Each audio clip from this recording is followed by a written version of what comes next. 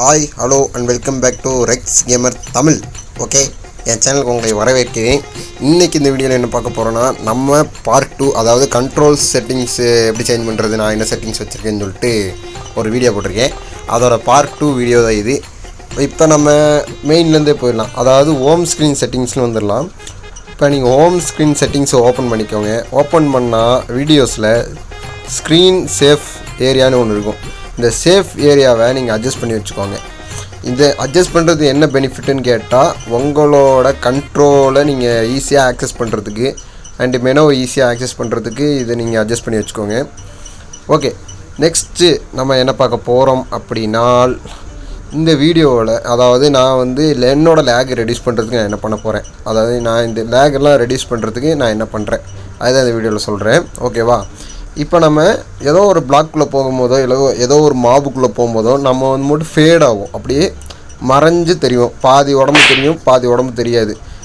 அந்த மாதிரி இருக்கிறது பட்சத்தில் இது நம்ம எப்படி அது மட்டும் ஏதோ சர்வருக்குள்ளே நீங்கள் போகிறீங்க அப்படின்னா உங்களுக்கு ரொம்ப லேக் ஆகும். அந்த சர்வருக்குள்ளே போகிற விஷயத்தில் நான் சொல்கிறேன். ஓகேவா? இப்போ நம்ம ஏதோ ஒரு மாபுக்குள்ளே போனால் இருக்குல்ல, இருங்க ஒரு நிமிஷம், ஒரு மாபுக்குள்ளே போயிட்டேன். ஓகே, இப்போ இந்த மாட்டுக்குள்ளே போனால் இல்லாட்டி இந்த ஸ்லைம் பிளாக்குள்ளே போனால் அப்படியே அந்த ஸ்லைம் பிளாக் ஒரு மாதிரி மறையுதா, அது பாதியாக வருதுல்ல. இந்த பாதியாக வரதை நம்ம எப்படி கரெக்ட் பண்ணுறதுன்னு சொல்லிட்டு பார்க்கலாம். இப்போ நம்ம இந்த மாட்டுக்குள்ளே போனால் பார்த்தீங்களா, அந்த மாடு மட்டும் பாதி அப்படியே மறைஞ்சிரும். இது மட்டும் உங்களோட லேக் தான். இது உங்களுக்கு எப்படி சொல்கிறது, ஒரு அனிமேஷன் இங்கே ஆகுது. இந்த அனிமேஷன் மட்டும் உங்களுக்கு ஒரு லேக் தான். இதை நம்ம எப்படி ஆஃப் பண்ணலாம் அப்படின்னு சொல்லிட்டு நம்ம பார்க்கலாம். செட்டிங்ஸ் ஓப்பன் பண்ணிக்கோங்க. செட்டிங்ஸில், அதாவது ஹோம் ஸ்க்ரீன் செட்டிங்ஸில் இந்த வீடியோ, அதாவது இந்த ஆக்சசிபிலிட்டி, அதாவது இந்த ஆக்சசிபிலிட்டியில் நீங்கள் பிளாக் திட்டரிங்னு ஒன்று இருக்கும். இந்த பிளாக் திட்டரிங் மட்டும் ஆஃப் பண்ணிடுங்க. நெக்ஸ்ட்டு பிளேயர் அண்டு மாப் திட்டரிங்னு இருக்கும். இந்த பிளேயர் அண்டு மாப் திட்டரிங்கை ஆஃப் பண்ணிட்டிங்கன்னா இந்த மாதிரி ஃபேட் ஆகுறது உங்களுக்கு நின்றும். ஓகே, இப்போ நம்ம நெக்ஸ்ட்டு இந்த கோஆர்டினேஷன் அண்டு இன்வென்ட்ரி, இந்த இன்வென்ட்ரிக்கு மேலே டார்க்காக தெரியுதா, இப்போ லெட்டர்ஸ் எல்லாம் டார்க்காக தெரியுது. இந்த டார்க் நம்ம எப்படி போக வைக்கணும்னு சொல்லிட்டு இப்போ பார்க்கலாம். இந்த ஆக்சசிபிலிட்டியில் நீங்கள் சேட் பேக்ரவுண்ட் ஆப்போசிட்டின்னு ஒன்று இருக்கும், ஒப்பாசிட்டின்னு ஒன்று இருக்கும். அதை நீங்கள் மைனஸில் வச்சுக்கோங்க. அதாவது மைனஸ்னால் 0ல் வச்சுக்கோங்க. அப்படி வச்சுருங்க. அதுக்கப்புறம் டெக்ஸ்ட் பேக்ரவுண்ட் ஆப்போசிட்டின்னு ஒன்று இருக்கும், அதையும் நீங்கள் 0ல் வச்சுருங்க. இப்போ அந்த லெட்டர்ஸ் பின்னாடி இருக்கிற அந்த பேக்ரவுண்டில் இருக்க அந்த பிளாக் கலர்லாம் மறைஞ்சிரும். ஓகே, இந்த பேக்ரவுண்டில் இருக்கிற பிளாக் கலர் மறைஞ்சிருச்சு அப்படின்னா உங்களுக்கு வியூஸ் கொஞ்சம் கிளியராக தெரியும். இப்போ நான் மட்டும் 0 ஆக்குறதுனால எல்லாம் மறைஞ்சிருச்சு. ஓகேவா? இப்போ இந்த மாதிரி தான் நீட்டாக இருக்கும், லெட்டர்ஸ் விட்டு தெரியும். இதில் நான் தர அந்த இலுமியம் பேக்கை ஆட் பண்ணிங்கன்னா உங்களுக்கு இன்னும் கொஞ்சம் பெட்டராக இருக்கும். ஓகேவா? நெக்ஸ்ட்டு நம்ம என்ன பார்க்க போகிறோம் அப்படின்னா, இந்த சேட்டு வர டூரேஷன், இது மட்டும் நான் 3 செகண்ட் வச்சுருக்கேன். யாரும் சேட் பண்ணால் எனக்கு 3 செகண்ட்ஸ் சொல்லிட்டு தான் தெரியும். அது நம்ம 10 செகண்டாக வச்சுக்கலாம், 30 செகண்டாக வச்சுக்கலாம். ஓகேவா? இது நான் மட்டும் 3 செகண்ட் வச்சுருக்கேன். ஏன்னா டக்குன்னு மெசேஜ் போயிடணும். அதே இடத்துல நின்றுருந்தே எனக்கு இடத்துல இருக்கும். ஓகே, இப்போ ஒரு முக்கியமான விஷயம் தான் இது. என்னென்னா, நீங்கள் இப்போ பிளாக்கை தொடுறீங்களே, அந்த பிளாக் அப்படியே ஒயிட் ஆகும். இது ஒயிட் ஆகுறது உங்களுக்கு ஒரு மாதிரி அன்கம்ஃபர்டபுளாக இருக்குது அப்படின்னா, உங்களுக்கு எப்படி சொல்கிறது, பிளாக் ப்ளேஸ் பண்ணும்போது இந்த இடத்துல ஒயிட் ஆகும். ஒயிட் மட்டும் தெரியுதா தெரியலையான்னு உங்களுக்கே ஒரு கன்ஃபியூஷன் வரும். இது மட்டும் செட் ஆகாது நம்மளுக்கு. எனக்கு இது செட் ஆகாது. அதனால் நான் என்ன பண்ணுறேன்னா, இதுக்குன்னு ஒரு செட்டிங்ஸ் ஒன்று இருக்குது. இந்த செட்டிங்ஸ் எங்கே போகணுன்னா, நீங்கள் வீடியோ செட்டிங்ஸில் அவுட்லைன் செலெக்ஷன் ஒன்று இருக்கும். அந்த அவுட்லைன் செலெக்ஷன் நீங்கள் ஆன் பண்ணிட்டீங்க அப்படின்னா உங்களுக்கு அந்த பிளாக்கோட அவுட்லைன் மட்டும் தெரியும். அவுட்லைன் மட்டும் அப்படியே பிளாக்காக தெரியும். இப்போ நான் ஏதோ பிளாக்கை தொடுறேன், அந்த பாருங்கள், அந்த அவுட்லைன் மட்டும் அப்படியே பிளாக்காக டார்க்காக தெரியும். இது எனக்கு பிடிக்கும், அதனால் இதை நான் வச்சுருக்கேன். தவிர நீங்கள் இது வைங்க நான் சொல்ல கிடையாது. ஓகேவா? நீங்கள் பிளாக் ப்ளேஸ் பண்ணுவீங்கள்ல, இந்த பிளாக் ப்ளேஸ் பண்ணும்போது ஒவ்வொரு தடவையும் பிளாக் தீரும்போது இன்வென்ட்ரி ஆக்சஸ் பண்ணிட்டு, அதுக்கப்புறம் பிளாக்கை தூக்கி உங்களோட அந்த ஹோம் இன்வென்ட்ரியில் வச்சுட்டு, அதுக்கப்புறம் அந்த பிளாக்கை தூக்கி நீங்கள் ப்ளேஸ் பண்ணுற மாதிரி இருக்கும். இதுக்கு நான் ஒரு கண்ட்ரோல் ஒன்று கண்டுபிடிச்சி வச்சுருக்கேன். இதுக்கு மட்டும் என்ன பேர்னா பிக் பிளாக். இந்த பிக் பிளாக்னு சொல்லிட்டு நீங்கள் ஆன் பண்ணிக்கோங்க. அதுக்கப்புறம் கண்ட்ரோல்ஸில் போய் கஸ்டமைஸ் பண்ணி உங்களுக்கு எங்கே அந்த பிக் பிளாக்குங்க செட்டிங்ஸ் வரணுமோ அந்த இடத்துல வச்சுக்கோங்க. இப்போ இதுதான் அந்த பிக் பிளாக்கு. இது மட்டும் நான் ரைட் சைட் கார்னரில் வச்சுருக்கேன். இதோட யூஸ் என்னன்னு கேட்டால், இப்போ ரேண்டம் பிளாக்ஸ் நான் அடுக்கி வச்சுருக்கேன். இப்போ முன்னாடி ரேண்டம் 3 பிளாக் அடுக்கி வச்சுருக்கேன். இது என்னோட இன்வென்ட்ரியில் இருக்குது. இந்த இன்வென்ட்ரியில் இருக்கிறத நான் அந்த பிளாக்கை பார்த்து அந்த பிக் பிளாக்கை தொட்டால் என்னோடய ஹாட் பாருக்கு என்னோடய இன்வென்ட்ரிலேருந்தே வந்துடும். ஓகேவா? இந்த மாதிரி வரனால நீங்கள் ஒவ்வொரு தடவையும் இன்வென்ட்ரி தொடர்ந்து ஆக்சஸ் பண்ணி பிளாக் எடுக்க தேவையில்லை. இது ஒரு நல்ல பெனிஃபிட்டான ஒரு செட்டிங்ஸ் தான் உங்களுக்கு. நெக்ஸ்ட்டு இந்த மேலே இருக்கிற 4 பட்டனு எமோட்டு, சேட்டு, செட்டிங்ஸு, இதை நம்ம பெருசாகவும் ஸ்மாலாகவும் மீடியமாகவும் வச்சுக்கலாம். இதுக்கான செட்டிங்ஸ் எங்கே அப்படின்னா இந்த டச் கண்ட்ரோலில் நீங்கள் உள்ளே போனீங்கன்னா உங்களுக்கான அந்த செட்டிங்ஸோட அந்த சைஸ் இருக்கும். Small, medium. இது வந்து நான் மீடியம் தான் வச்சு மெயின்டைன் பண்ணிட்டுருக்கேன். ஓகேவா? நான் மீடியம் தான் வச்சுருக்கேன். அப்போ தான் கரெக்டாக பட்டனை ஆக்சஸ் பண்ண முடியுது என்னால். அதுக்கப்புறம் பிக்குன்னு ஒன்று இருக்குது. இது வச்சா உங்களுக்கு இது ரொம்ப பெருசாக இருக்கும். இது ரொம்ப பெருசாக இருக்குன்னா உங்களுக்கு பிரச்சனை இல்லை, இருந்தாலும் பார்த்துக்கோங்க. எனக்கு அது மட்டும் கம்ஃபர்டபுளாக இல்லை. நான் மீடியம் இல்லாட்டி ஸ்மாலில் வச்சு யூஸ் பண்ணிட்டுருக்கேன். உங்களுக்கு எதில் வைக்கணுமோ அதில் வச்சு நீங்கள் யூஸ் பண்ணிக்கோங்க. ஓகே, இந்த செட்டிங்ஸை நம்ம பார்த்துட்டோம். இப்போ என்னென்னா, இந்த வீடியோ உங்களுக்கு பிடிச்சிருந்தா like and subscribe and share பண்ணி விட்டுருங்க.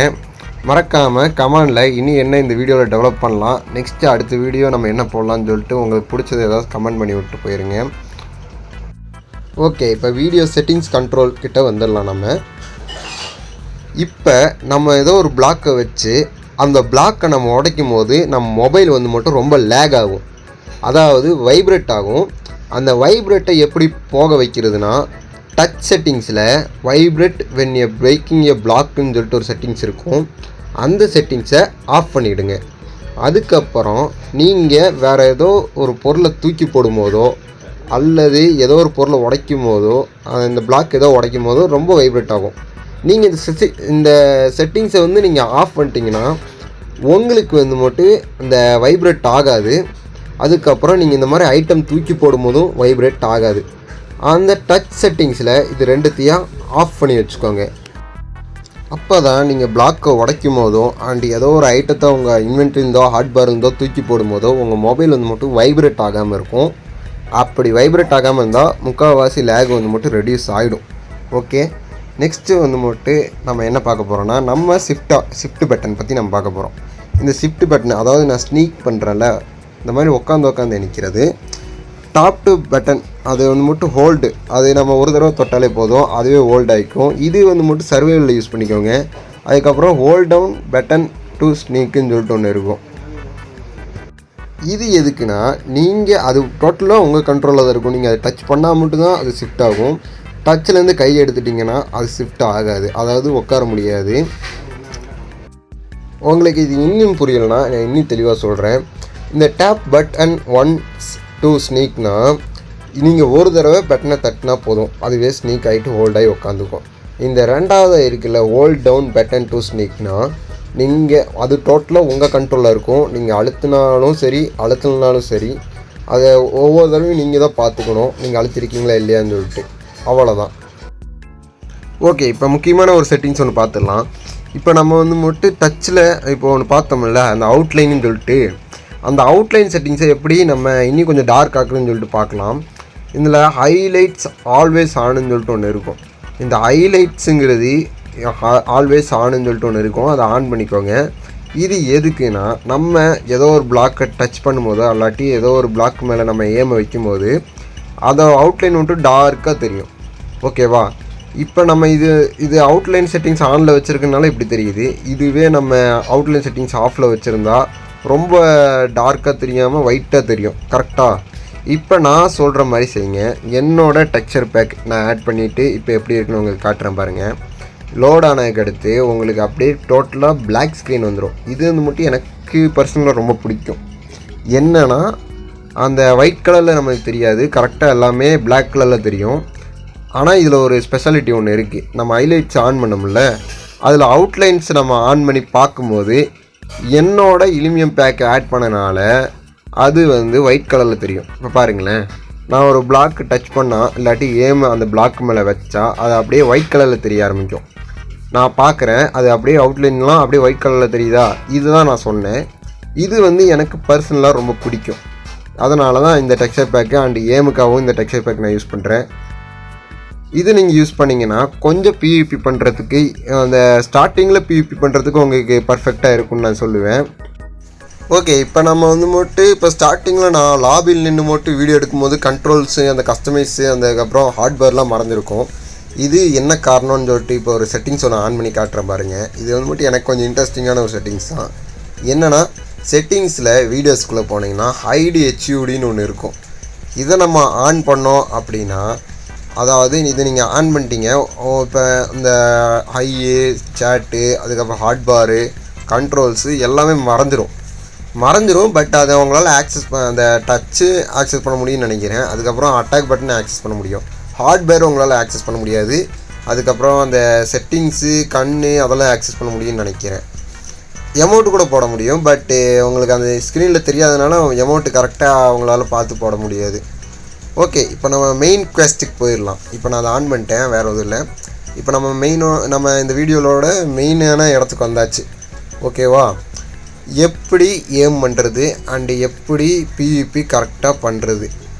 ஐ மீன் எனக்கே கொஞ்சம் தெரியாது தான், இருந்தாலும் எனக்கு தெரிஞ்சதான் இந்த வீடியோவில் சொல்கிறேன். நான் என்ன ட்ரெயின் பண்ணுறதுக்கு யூஸ் பண்ணுறேன், என்ன இது கண்ட்ரோல் யூஸ் பண்ணுறேன், எப்படி ஏம் செட் பண்ணுவேன்னு சொல்லிட்டு நான் இந்த வீடியோவில் சொல்கிறேன். ஃபர்ஸ்ட் ஆஃப் ஆல் நீங்கள் இந்த மாதிரி ஒரு பேஸ் ஒன்று கட்டிக்கோங்க. இந்த மாதிரி பேஸ் கட்டிக்கிட்டிங்கனாலே உங்களுக்கு கிட்டத்தட்ட பிவிபியில் ஏம் பண்ணுறது ஈஸியாகிடும். என்னென்னா கொஞ்சம் வுட்டு சுற்றி வச்சுருக்கேன், அதுக்கு மேலே ஸ்னோ பிளாக்ஸ் கொஞ்சம் வச்சுருக்கேன். இப்போ நம்ம இதில் இந்த ஸ்னோ பிளாக்ஸ் இருக்குல்ல, இந்த ஸ்னோ பிளாக்கை விட்டு ஏம் பண்ணி அடிக்க ட்ரை பண்ணுவோம். கரெக்டாக அந்த ஸ்னோ பிளாக்கு இல்லாட்டி வுட்டு ரெண்டுத்தில் ஏதோ ஒன்று மாற்றி நீங்கள் ஏம் பண்ணி அடிக்க ட்ரை பண்ணிட்டே இருங்க. கரெக்டாக அந்த ஏம் பண்ணி அந்த பிளாக்கில் அடிக்கணும். இது நான் டெய்லியும் ட்ரெயின் பண்ணுவேன்.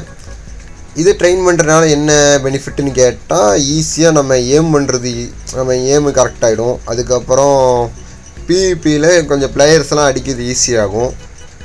அதுக்கப்புறம் உங்களோட சென்சிட்டிவிட்டி இன்னும் கொஞ்சம் பெட்டராகும். ஓகேவா, சென்சிட்டிவிட்டி எப்படி செட் பண்ணுறதுன்னு நான் சொல்கிறேன். உங்களோட செட்டிங்ஸில் நீங்கள் ஃபஸ்ட்டு ஸ்க்ரோல் டவுன் பண்ணிக்கோங்க. அதில் டச் செட்டிங்ஸில் கொஞ்சம் ஸ்க்ரோல் டவுன் பண்ணிக்கோங்க. இப்போ நியூ அப்டேட் வந்திருக்கு, அதனால தான் இப்படி காட்டுறேன். என்னென்னா கேமரா சென்சிட்டிவிட்டின்னு ஒன்று இருக்கும். டச்சில் தான் நீங்கள் பண்ணணும், ஏன்னா நீங்கள் கண்ட்ரோல்லையோ கீபோர்ட்லேயோ போய் பண்ணக்கூடாது. அதனால டச்சில் பண்ணணுன்னு நான் சொல்கிறேன். ஏன்னா நீங்கள் டச்சில் தான் விளையாடுறீங்க, மொபைல் டிஸ்பிளே டச்சில் தான் விளையாடுறீங்க. அதனால தான் நம்ம இதில் சென்சிட்டிவ் வைக்கிறோம். கரெக்டாக நான் 62 தான் யூஸ் பண்ணுறேன். உங்களோட சென்சிட்டிவிட்டி எப்படி கண்டுபிடிக்கிறதுனா, இந்த மாதிரி உங்களுக்கு 2 பிளாக் நீங்கள் முன்னாடி வச்சுக்கோங்க. ஓகேவா, இந்த மாதிரி 2 பிளாக் வச்சிட்டாலே உங்களுக்கு போதும். அதை சுற்றி இந்த ஜாய்ஸ்டிக்கை வச்சு நான் இப்போ லெஃப்ட் ரைட்டும் மாறி மூவ் ஆகுறேன். அப்படி மூவ் ஆகும்போது கரெக்டாக அந்த பிளாக்லேயே என்னோடய ஏம் இருக்கான்னு சொல்லிட்டு நான் செக் பண்ணிட்டுருக்கேன்.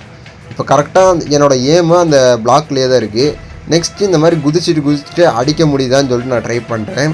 என்னால் அடிக்க முடியுது. கரெக்டாக அந்த பிளாக்கில் ஏம் பண்ணி அட்டாக் பண்ண என்னால் முடியுது.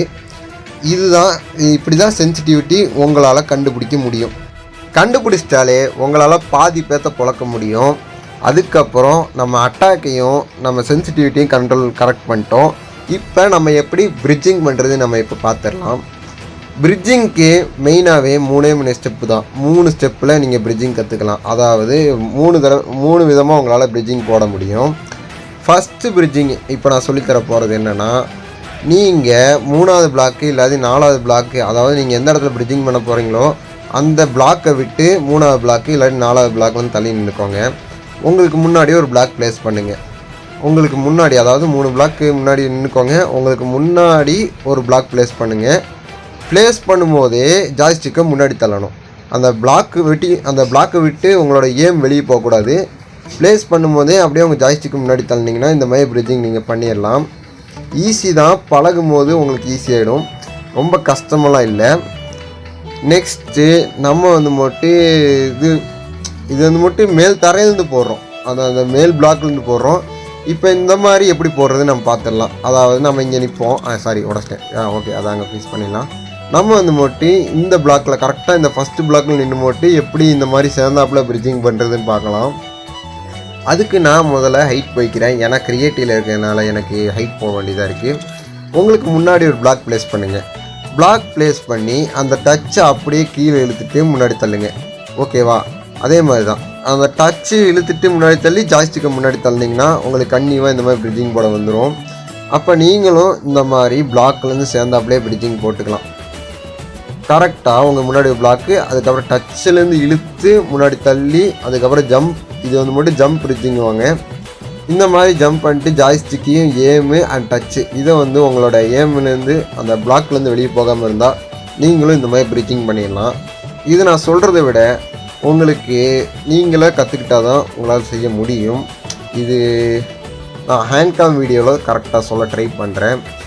முன்னாடி பிளாக் போட்டு பின்னாடி இழுக்கணும், அதுக்கப்புறம் ஜாய்ஸ்டிக்கை வச்சு முன்னாடி தள்ளணும். அந்த டச்சிலேருந்து நீங்கள் கை எடுக்கக்கூடாது. இந்த மாதிரி விழுகிறதுக்கான வாய்ப்புகள் அதிகம் அப்படி பண்ணிங்கன்னா. ஓகே, இப்போ நம்ம மேலே போய்க்கலாம். அந்த டச்சிலேருந்து கரெக்டாக முன்னாடி உங்கள் நேர் இதில் ஒரு பிளாக்கு, அதுக்கப்புறம் பின்னாடி இழுத்து முன்னாடி ஜாய்ஸ்டிக்கு தள்ளினீங்கன்னா அதுக்கப்புறம் ஜம்ப் பண்ணிட்டு ஏமை மிஸ் பண்ணாமல் இந்த மாதிரி குதிச்சுட்டே போனீங்கன்னா உங்களால் ஜம்ப் பிரிட்ஜ் பண்ண முடியும். நீங்கள் இந்த மாதிரி கேமரா சேஞ்ச் பண்ணியும் நீங்கள் பிரிட்ஜிங் பண்ணலாம். நீங்கள் டச்சிலேருந்து கையை எடுக்காமல் இருந்தால் இந்த மாதிரி நீங்கள் பிரிட்ஜிங் பண்ணலாம். பட் இதெல்லாம் போய் ஸ்கைவாரு பெட்வாருன்னு சொல்லிட்டு அந்த மாதிரி இடத்துல போய் பண்ணிடாதீங்க. எனக்கு நான் இந்த மாதிரி பண்ணதில்லை, இப்போ தான் ஃபஸ்ட் டைம் ட்ரை பண்ண வந்துருச்சு. ஓகே, இப்போ நம்மளோட நீங்கள் எதிர்பார்த்து கொண்டிருந்த என்னோட ஹேண்ட் கேம் வீடியோ இதோ உங்களுக்காக. ஓகே, இப்போ நான் வந்து கட்டவரில் வச்சு மட்டும் தான் சென்சிட்டிவிட்டியெல்லாம் ஹேண்டில் பண்ணுறேன். லெஃப்ட் ஹேண்ட் கட்டவரில் வச்சு என்னோடய ஜாய்ஸ்டிக்கை நான் கண்ட்ரோல் பண்ணுறேன். அதுக்கப்புறம் அட்டாக்கு, டச்சு, அதுக்கப்புறம் ஜம்ப் பட்டனெல்லாம் என்னோடய ரைட் லெஃப்ட்டு ஆள்காட்டி வரல நான் ஹேண்டில் பண்ணிக்கிறேன். இப்போ நான் சென்சிட்டிவிட்டி விடாமல் எப்படி பிரிட்ஜிங் பண்ணுறேன்னு பாருங்கள். கரெக்டாக நான் முன்னாடி ஒரு பிரிட்ஜு போட்டுக்கிறேன். நீங்கள் மேலே போயிட்டு எனக்கு நேர் இதில் ஒரு பிளாக் போட்டு அதுலேருந்து கையை எடுக்காமல் முன்னாடி ஜாய்ஸ்டிக்கு தள்ளினாலே எனக்கு பிரிட்ஜு விழுந்துருச்சு. நெக்ஸ்ட்டு அப்படியே ஜம்ப் பண்ணால் ஜம்ப் பிரிட்ஜிங் ஆகிடும், அவ்வளோதான்.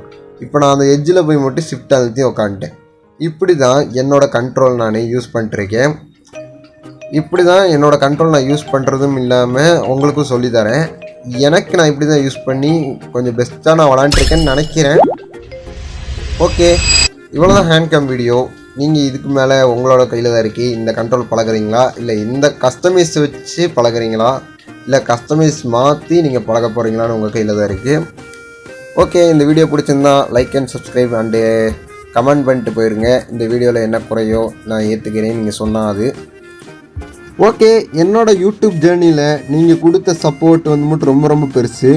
இந்த வீடியோவில் ஏதோ குறை நிறைகள் இருந்தால் கண்டிப்பாக கமெண்டில் சொல்லிட்டு போயிருங்க. அதுக்கப்புறம் நெக்ஸ்ட்டு இந்த வீடியோவில் நான் சொன்னது யாருக்காவது புரியல அப்படின்னா டிஸ்கார்டில் எனக்கு வந்து மட்டும் பர்சனலாக கமெண்ட் பண்ணுங்கள். நான் கண்டிப்பாக ரிப்ளை பண்ணி உங்களுக்காக ஒரு வீடியோ போட ட்ரை பண்ணுறேன். அதுக்கப்புறம் ரிலையன்ஸ் வீடியோ, அதாவது நான் ரிலையன்ஸ் சீரிஸ் ஸ்டார்ட் பண்ணது வந்து இந்த ஜேர்னி ஸ்டார்ட் ஆகிட்டுருக்கு. ரிலையன்ஸ் க்ளோஸ் ஆகிடுச்சு. நாங்கள் எல்லோரும் குரூப் ஃபோட்டோ எடுக்கலாம்னு சொல்லிட்டு பிளான் பண்ணோம். பட் வந்து குரூப் ஃபோட்டோ எடுக்க முடியல. அதனால் மெமரிஸே இல்லாமல் போயிடுச்சுன்னு சொல்லலாம் அந்த ரிலையன்ஸ் சீரிஸ்.